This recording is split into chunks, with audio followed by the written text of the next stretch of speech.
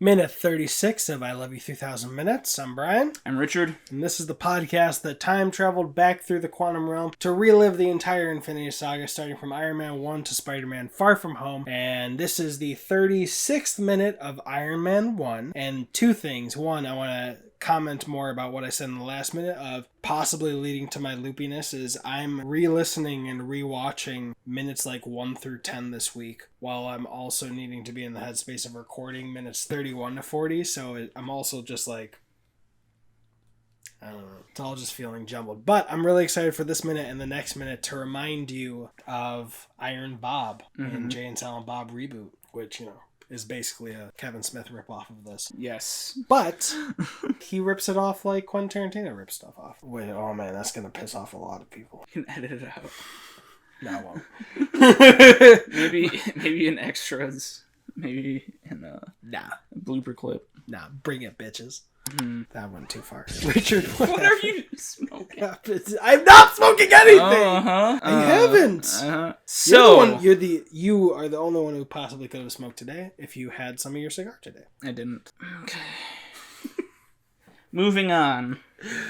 I cut that out. So... what happened in this minute, Richard? So, it actually doesn't show the execution of Jensen as what would be inferred. It was a cliffhanger. Yeah. It cuts to Tony trying to will the screen to move with his mind. He's like, come on, move, come on. And eventually the guys catch up to him. They get to the tunnel. It shows the two dead bodies of the men who got exploded at the door. The guys are investigating. Everything seems eerie and quiet. And then all of a sudden you see Tony Stark's hand in the Iron Man suit, Mark Zero. And, So what's curious to me about that, and I like the hand that it comes back to Jensen telling him to squeeze his hand. There are only 2 or 3 people checking out the room, right? But we just left Boss of Bosses with 12 other men, keeping Jensen from progressing. So either they only sent in 3 people, or more likely the radio call continued and from a different angle, a different tunnel, 3 people came through and caught up. Could be. Yeah. So whatever happened, maybe 3 guys were feeling extra expedient and decided to move ahead of the group. They ended up there. They just barely avoided Jensen and his charge. Oh no, that's not what I mean at all. I mean from the execution scene, they did that. They're like, yeah, we did it, blah, blah, blah. And then 3 guys were like, you guys are dumb. For whatever reason. They ran faster? For whatever reason, they just decided to move their asses sooner. Okay. Yeah, for whatever reason it could be. So, they end up in Tony's lab. They're looking around. A horror movie vibe, but it's an awesome horror movie because we know it's going to be Iron Man about to mess him up. There are horror movie vibes, especially later in the movie, that I've seen echoing stuff from Alien, I believe it was. Yeah. And so Tony finally starts to move, catches a guy off guard. I believe it was a backhanded club that knocks him back. Sends him flying across the room at least 15 to 20 feet. Oh, yeah, when it boots up and, the lights come on, that first guy? Is that what you're talking about? Yeah.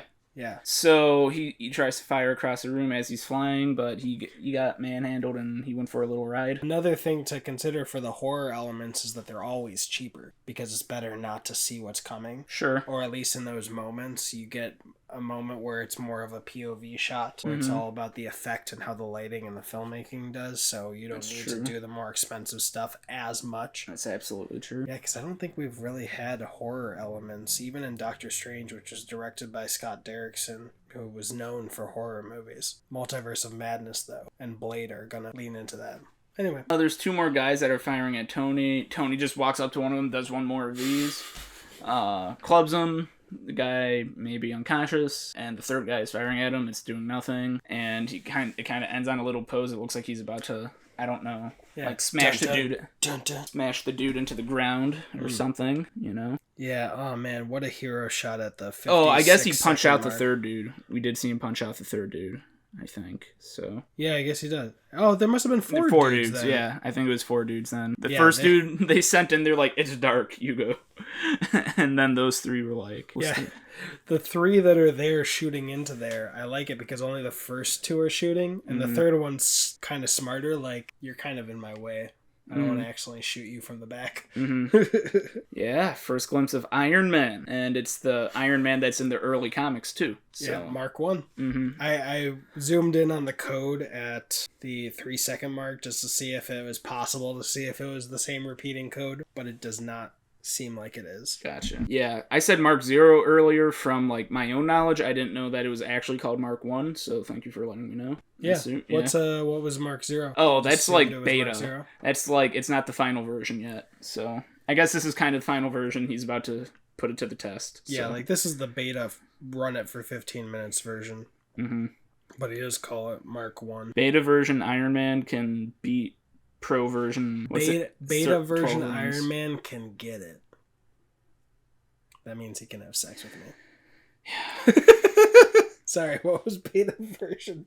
Mark 1 could beat who? 12 rings, that's the name of that terrorist cell, right? 10 rings. 10 rings? Yeah. Can beat all 10 rings, so. Nice. Yeah, if there were 12 rings, I think they'd have to mandate that you have rings on your toes. Oh, is that their thing? They have rings on all their fingers? The 10 rings originally in comics were the Mandarin had 10 magic rings, which are very similar to the Infinity Stones. Mm-hmm. As far as I've known, I haven't read it or consumed it myself, but watching like breakdowns and stuff. Yeah, so that's magic, but they did away with that because, one, it'd be really hard to explain all the magic shit, and they've stuck to keeping the Iron Man movies mostly from technology, and the third one with Extremis, that's biological technology, I guess, but that's why they've had more robotic or suit kind of villains. And I don't know if they'll go magic in Shang-Chi and the Legend of the Ten Rings, although that would be cool. By now they can do whatever the fuck they want, but they were playing it more safe. So in this, it was just the symbol 10 rings, and I think this is 10 rings.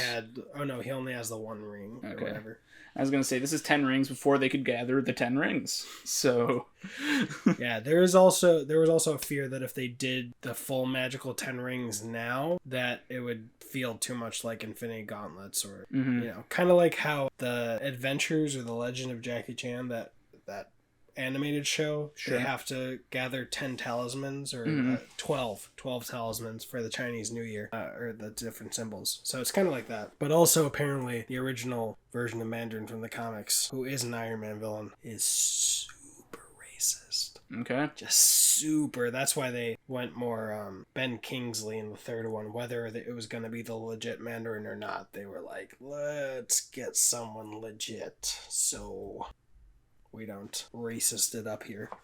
Gotcha. So Ben Kingsley would be able to portray it in a less racist way, or do you just mean that character? It wasn't the normal Mandarin that people knew. It was like, well, no. Originally, it was during the scripting process that I think Drew Gooden, either Drew Gooden or Shane Black, suggested to the other one because they co-wrote it, and maybe Drew Goddard. Drew Gooden is a YouTuber. I think it's Drew Goddard. One of them suggested, what if he was an actor? And there was a facade for Killian. Well, originally... Oh, shit. Who's the woman in Iron Man 3? Elizabeth Olsen?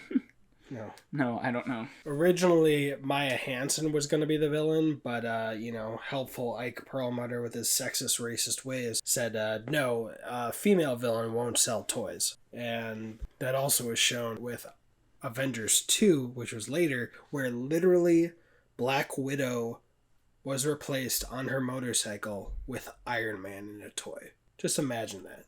You're selling a toy with Iron Man who could fucking fly. And you're like, want Iron Man on Black Widow's motorcycle? Even though in the sequence she's on the motorcycle. So yeah, it's pretty stupid. Yeah, that's why they brought in Guy Pearce as Aldrich Killian. Yeah, Maya Hansen was supposed to be the villain. Which lost opportunity. Anyway, how did we get there? Oh yeah, Mandarin. So yeah, the 10 rings, the name for the criminal organization is based on the 10 rings that the Mandarin had. All right, anything else for this minute? That's all I've got. That was minute 36. I'm Richard. I'm Brian. You've got an army. We've got a podcast. Follow the minutes on Instagram, like, subscribe, review on Apple Podcasts. Bye! I felt like I was being douchey like this, like, bye. So I played it up. I don't know, man. I tried it. I'm sorry. I tried it. Douchey isn't what I felt like. Oh, you did? I just felt like I was fucking up again with my weird brain right now. Yeah. I had coffee today. That might be it. I suppose.